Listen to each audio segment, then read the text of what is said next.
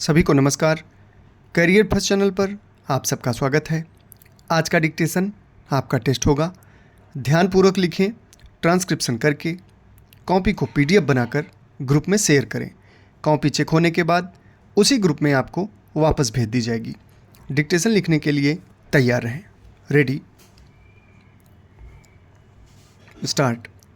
भक्ति के बिना जीवन का उद्धार संभव नहीं। ईश्वर की कृपा जब होती है तभी भक्ति करने का सुअवसर मानव को मिलता है। मनुष्य निमित्त मात्र है, उनकी इच्छा के बिना कुछ संभव नहीं। उनकी कृपा के बिना एक पत्ता भी नहीं हिलता। अपने लिए सुख सुविधा मांगने वाली पूजा भक्ति नहीं है। भक्ति त्याग, बलिदान, समर्पण को कहते हैं। भक्ति की पहचान सेवा से होती है, अपने स्वार्थ से नहीं।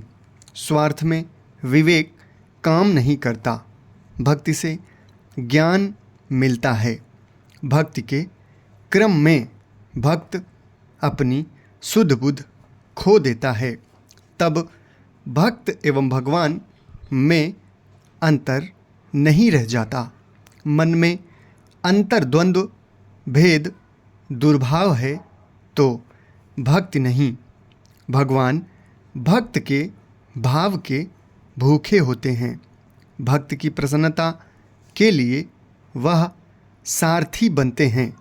भक्ति से शक्ति, धैर्य, साहस, शांति, बल, बुद्धि, धर्म, अर्थ, काम, मोक्ष, दिव्य दृष्टि की प्राप्ति होती है।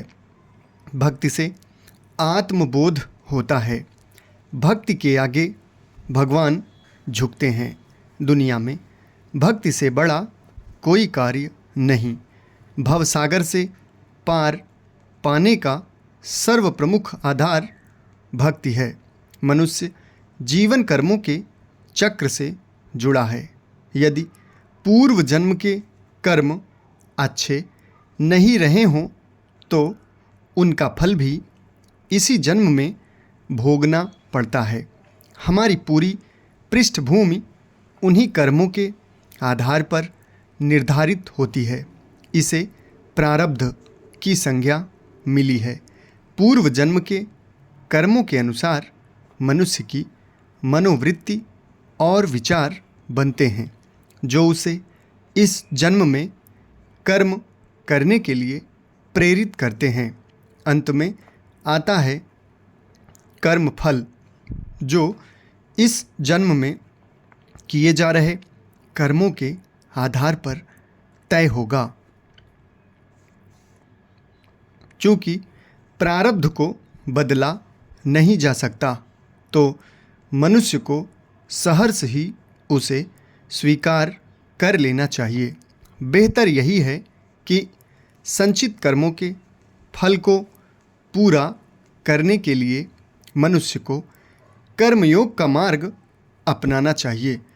इस मार्ग में मनुष्य प्रत्येक जीव में ईश्वर को देखते हुए अपना कर्म करता है और कर्म फल ईश्वर को समर्पित करता है।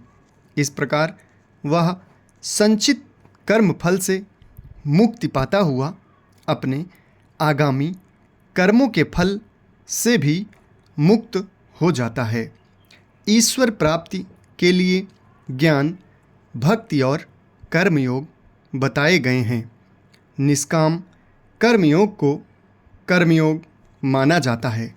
जिस प्रकार भक्ति द्वारा भगवान की पूजा की जाती है, उसी प्रकार कर्मयोगी अपने कर्म फल को भगवान को अर्पण कर अपनी श्रद्धा प्रकट करता है।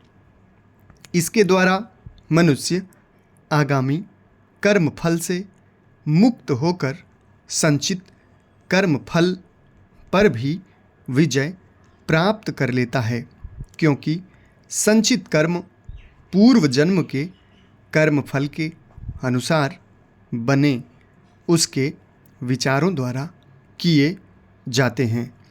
कर्मयोग द्वारा वह अपनी दूषित मनोवृत्ति पर भी विजय प्राप्त कर लेता है। गीता में भी कर्मयोगी को सर्वश्रेष्ठ माना गया है, क्योंकि नियत कर्म प्रत्येक मनुष्य के लिए आवश्यक है। समाप्त। धन्यवाद।